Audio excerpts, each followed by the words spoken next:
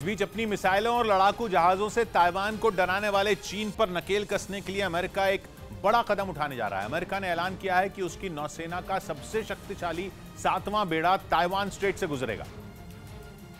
उसी Taiwan straight से जहां चीन ने पूरी तरह से घेरेबंदी कर रखी है।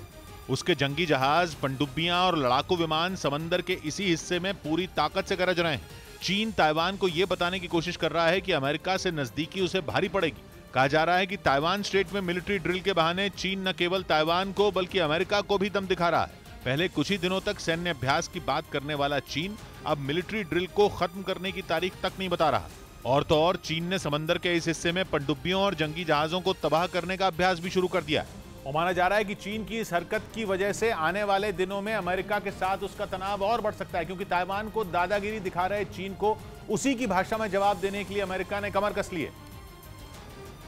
और उसने ऐलान किया कि उसकी नौसेना का सबसे बड़ा बेड़ा चीन की नाक के नीचे से गुजरेगा। अमेरिका के रक्षा मंत्रालय पेंटागन के मुताबिक उसकी नौसेना का यह बेड़ा जल्द ही ताइवान स्ट्रेट से होकर जाएगा, यानी चीन की पूरी घेरेबंदी के पास से अमेरिकी नौसेना अपने दल बल के साथ गुजरेगी। जाहिर है इससे चीन के कलेजे पर सांप तो लौट ही जाएगा, क्योंकि अमेरिका का 7वां बेड़ा जंगी जहाजों का वो दस्ता है जिसे जंग में सबसे आगे तैनात किया जाता है, जिसमें 50 से 70 जहाज और पनडुब्बियां शामिल रहती हैं। साथ ही इसमें करीब 150 एयरक्राफ्ट भी मौजूद रहते हैं।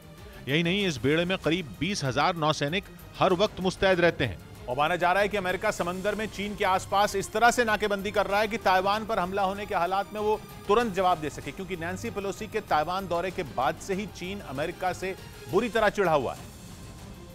और कहा जा रहा है कि वो अब अमेरिका से दो दो हाथ करने के मूड में दिखाई दे रहा है। तभी तो वो लगातार इस कोशिश में जुटा है कि ताइवान स्ट्रेट, पूर्वी चीन सागर और दक्षिणी चीन सागर पर उसका कब्जा हो जाए। इसे लेकर अमेरिका ने हर मौके पर उसे खरी खरी सुनाई है।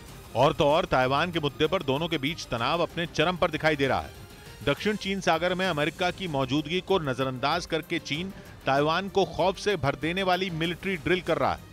ऐसी मिसाइलें दाग रहा है जो ताइवान में तो नहीं गिर रही, लेकिन उसके पास जाकर डरा जरूर रही हैं। और कहा जा रहा है कि इसी बात का जवाब देने के लिए अमेरिका ने चीन को अपने 7वें बेड़े की ताकत करीब से दिखाने का फैसला किया। अमेरिकी नौसेना का यह बेड़ा इसलिए भी खतरनाक माना जा रहा है क्योंकि इसकी अगुवाई aircraft carrier USS Ronald Reagan कर रहा है, जिसे अमेरिकी नौसेना में साल 2003 में शामिल किया गया था। परमाणु शक्ति से चलने वाले इस एयरक्राफ्ट कैरियर को बेहद ताकतवर बताया जाता है। इस पर लड़ाकू विमान, हेलीकॉप्टर के अलावा 3000 के आसपास नौसैनिक तैनात रहते हैं। अमेरिका के इस एयरक्राफ्ट कैरियर पर वहां के सबसे आधुनिक कहे जाने वाले F-35B फाइटर जेट भी तैनात हैं। कहा जाता है कि USS Ronald Reagan aircraft carrier के जुड़ने से 7वें बेड़े की ताकत कई गुना बढ़ जाएगी।